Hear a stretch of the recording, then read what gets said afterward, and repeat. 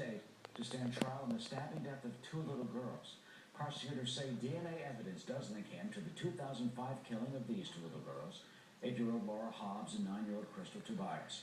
The suspect in the killings is 25-year-old Jorge Torres. Torres is now behind bars in Virginia. He has been sentenced to death for the 2009 murder of a fellow service member in the Navy. So, will he ever be facing justice in the case of the two little girls in Illinois? Dan Shore is a former prosecutor. Rebecca Rose Woodland is a trial attorney.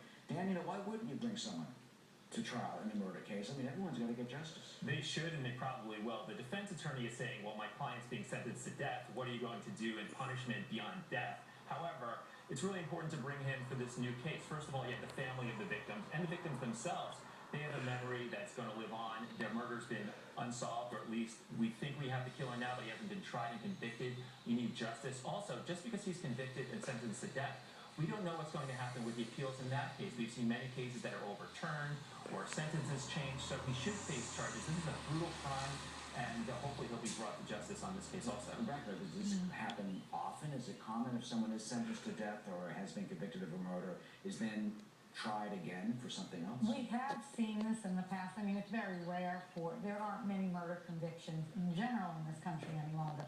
We have seen it before because what you're really seeing here is most likely a serial killer if the DNA connects him. Now, the reality is it's probably a good idea to try him because he may have a defense to those two crimes. So, although he is sentenced to death in Virginia, Dan's right. We don't know what the appeals process will be there. We don't know if the trial came through and there aren't appealable issues that then he's found either another trial or something else. So let's hold those separate because for his defense, actually, it's beneficial to have both separate and have a defense on those two cases as well. All right, and we'll see how this plays out and what the judge says. Meanwhile, there's another bizarre and strange story that we told you about yesterday. Remember this? Two 12-year-old girls from Wisconsin were laid in charge with the attempted murder and the stabbing death of another little girl. They apparently took her into the woods and claimed they tried to kill her to appease a shadowy fictional internet character known as Slender Man. There's Slender.